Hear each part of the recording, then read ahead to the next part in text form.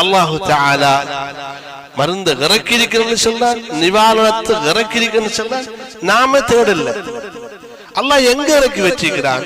எங்களை சுற்றி உள்ள சூழல்ல, அல்லாஹ்வுடைய படைப்புகள்ல, தாவரங்கள்ல, மிருகங்கள்ல, கனிப்பொருட்கள்ல எல்லாத்திலையும் மருந்து இருக்கு.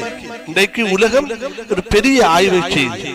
தாவரங்களுக்கு என்னென்ன வகையான கெமிக்கல்கள் உடலுக்கு இவ்வளவு லாபமானதுன்னு நீங்களும் சில வேளை இந்த வாட்ஸ்அப், இந்த யூடியூபுகள்ல, ஃபேஸ்புக்கள்ல, வீடியோக்கள்ல இந்த பழத்துல இவ்வளவு இருக்கு, இந்த சாதி பழத்துல இவ்வளவு சாமானிக்கு, இதுல இவ்வளவு இருக்குன்னு பேசிக்கொண்டிருக்கிறாங்க.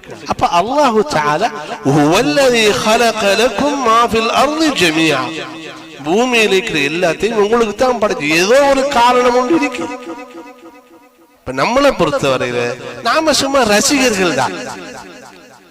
பார்த்து அழகாய்க்கு ரோசா பூ அழகாய்க்கு அவ்வளவுதான் நமக்கு தெரியும். இந்த ரோசா பூல என்ன மருத்துவ குணமே அது நமக்கு தெரியாது.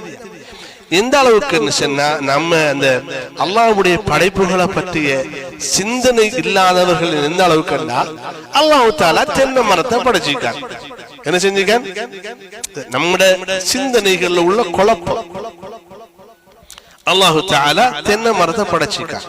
தென்னை மரத்தை படைச்சு போதாதுக்கு இப்படி நீளத்துக்கு 40-30 அடிக்கு ஒய்த்துட்டி அங்க தேங்காயை படைச்சு தேங்காய்க்குள்ள தண்ணியை படைச்சுக்காங்க.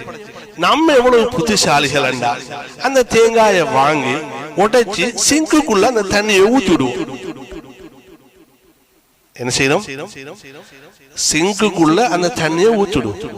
அப்ப அல்லாஹு தஆலா நாயன் இவ்வளவு நிலத்தில் இருந்த ஊத்த தண்ணியை ஏற்றி சேலைன், அதாவது ஒரு ஹாஸ்பிட்டல்ல சேலைன் முடிஞ்சா இணலிய பொத்து போட்டு அடிக்கலாம், அவ்வளவு கிளீனர். அல்லாஹ் அப்படி பாதுகாப்பாக படைச்சு அதுக்குள்ள சோடியம், பொட்டாசியம், கல்சியம் இருக்குது, மினரல்ஸ் எல்லாம் இருக்கு. நாம அதை என்ன செய்யறோம்டா வாங்கி உடைச்சு ஒரு சலா சிங்குக்குள்ள ஒரு கொட்டு என்ன இணலை தண்ணி குடிச்சா புத்தி மங்கி போய்த்திருமா? பரவாயில்லை, குடி. உங்களுக்கு அதுக்கு முந்தியே புத்தி மங்கி போய்த்து.